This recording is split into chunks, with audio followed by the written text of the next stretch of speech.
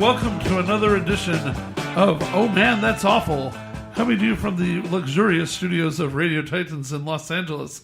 As always, I'm one of your hosts, Carl Kozlowski, and with me is... I am Kevin Corcoran. And today, I'm very excited to be bringing you a man who will have incredible stories to tell because he's an incredible storyteller, like full-time, around the world. One of the funniest and most interesting tellers I've ever encountered. And he currently is on a real hot streak. He has his first CD out on CD Baby, and he also has one of the writers of The Car Plays, an acclaimed, very unique series of little short plays that are going on right now that just got raved about in the... He'll be telling us all about that, along with some pretty crazy, funny, awful stories.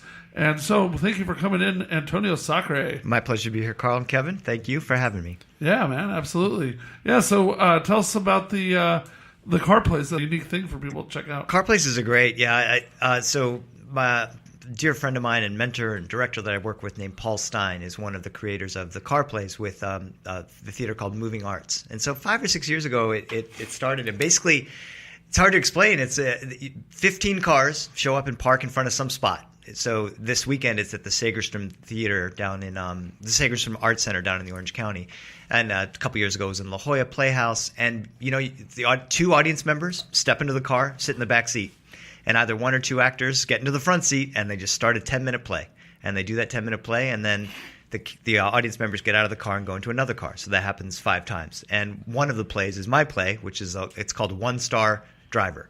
And it's an Uber driver who's trying to get his rating up. Oh, that's awesome. And the two people in the back, and he's just on a 10-minute.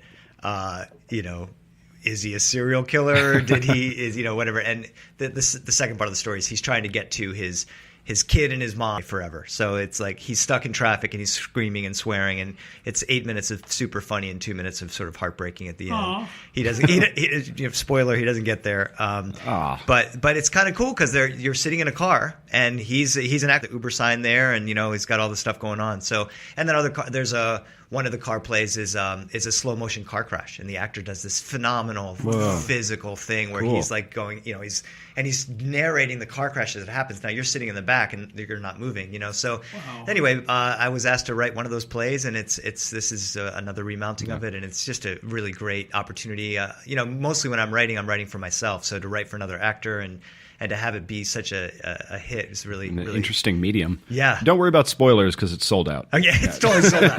I'm not supposed to say, but hopefully, crossing fingers, it'll be extended. So I can't imagine why not. Yeah. Has there ever been like an actual car accident?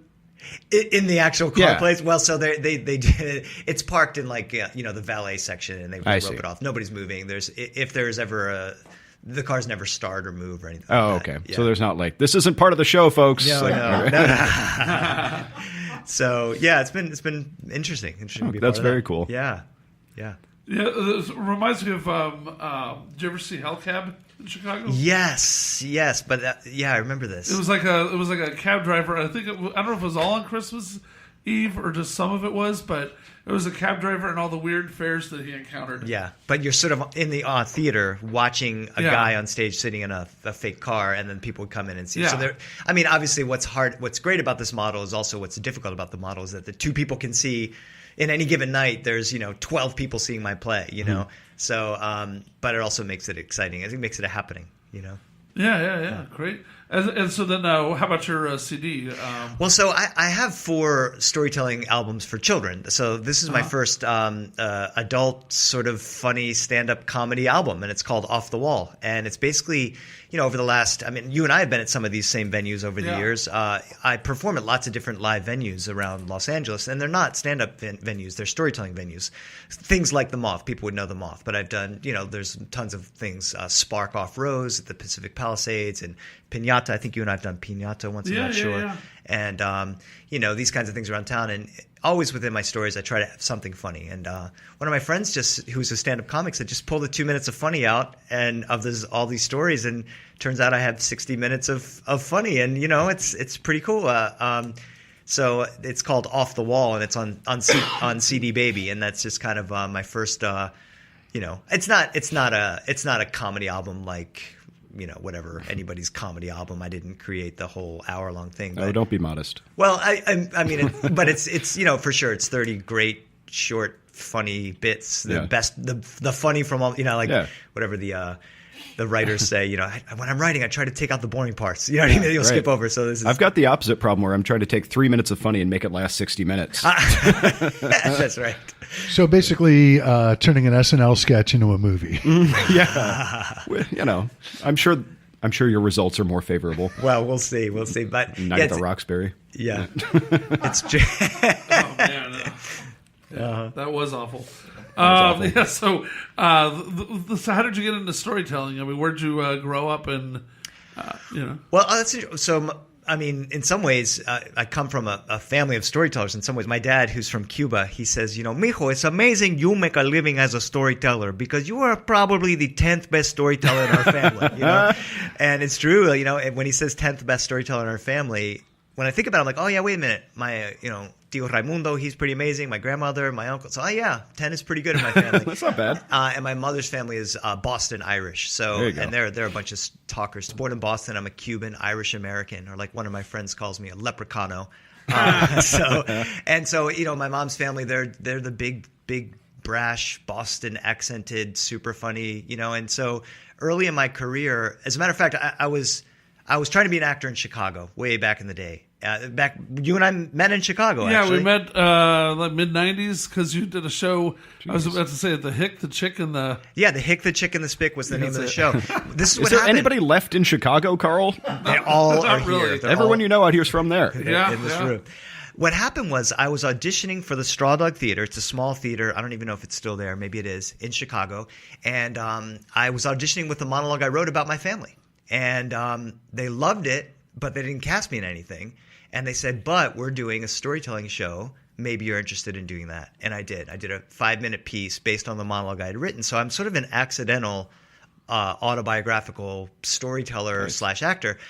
I just discovered John Leguizamo, and then I started studying Whoopi Goldberg's work and Lily Tomlin, and then all the performers that were coming up into Chicago. I got to see, David Cale, and I got to see Danny Hawk, and all these Eric Bogosian, all these amazing solo performers. So that became, as I was trying to be an actor and not being successful as an actor, I was being successful as a sort of autobiographical storyteller, which led to also telling stories for children in schools. So I had this dual career where I was telling stories during the day, kids sitting on the floor in an auditorium, and then telling stories in the evening, generally 5 or 10 or 15-minute stories.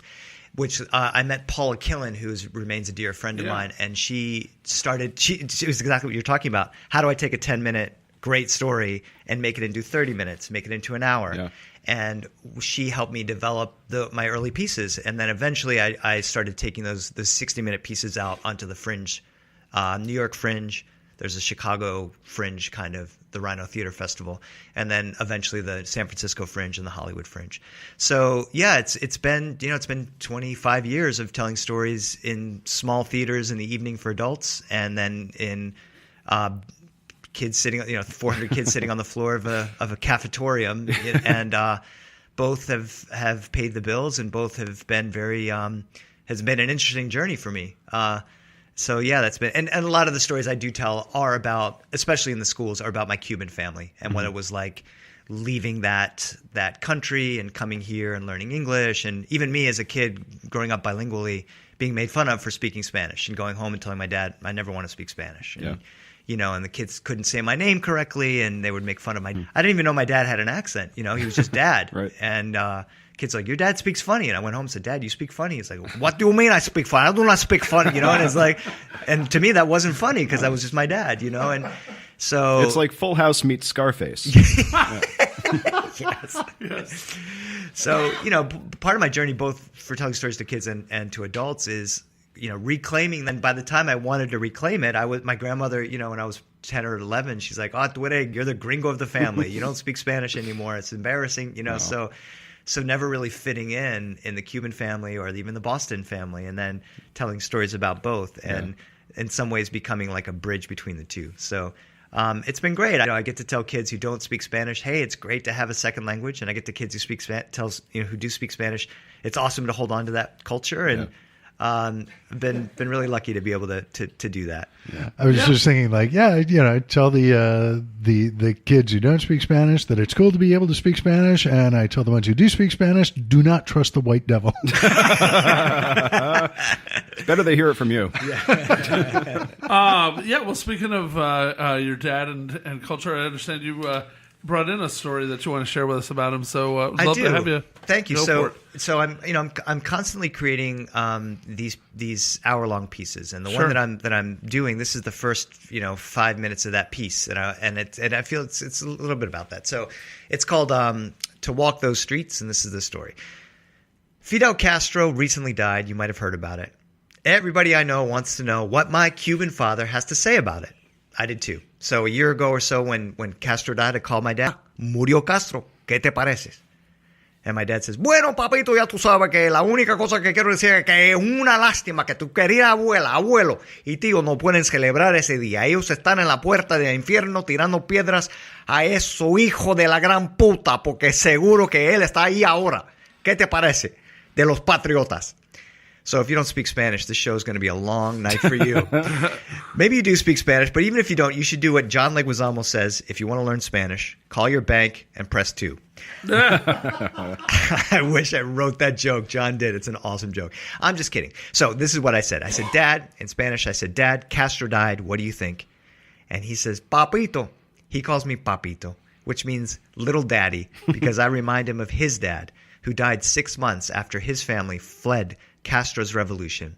My grandfather died in a 2-bedroom house in exile in Miami, surrounded by all the relatives who could escape.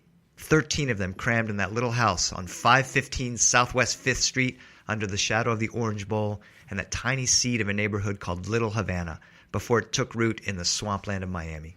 He says, my dad, Papito, the only thing I want to say about Fidel Castro dying is it's tremendously sad that your dear grandmother, grandfather, and Uncle Tito are not still alive to celebrate this fantastic day. Because I know for a fact that all of your relatives are standing at the gates of hell throwing rocks at that son of a bitch whore. Because I know for a fact that hell is where Castro is now burning in agony for all eternity. Anyway, let's not talk about it. What do you think about the New England Patriots? For as long as I can remember, any conversation or in person with my dad about Cuba or Castro or my dad's early days as an immigrant here usually leads to a quick change of topic, total silence, or an outright outburst of pain and anger, so I've learned to avoid the topic entirely. And yet, I owe my life to that man, Fidel Castro, and it kills me to say this. I owe everything I have, everything I am, to him. Because if Batista didn't fuck up Cuba, if Castro were half the man he promised the Cuban people he was at the beginning of the revolution, my dad would have stayed in Cuba, married his college sweetheart, and continued life on the most beautiful tropical island paradise before it was, how would my dad say it? Jodido y medio por el culo por este sinvergüenza come mierda.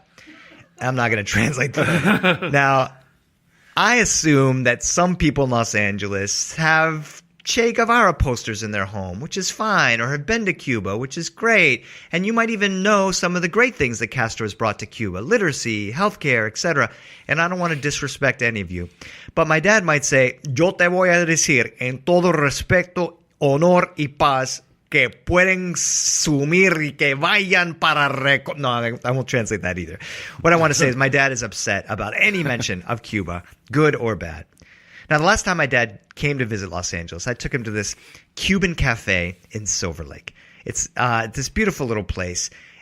Not Porto's. Have you been to Porto's? Porto's has the best medianoche. My dad loves that place. He says it's the best sandwich he's had outside of Cuba.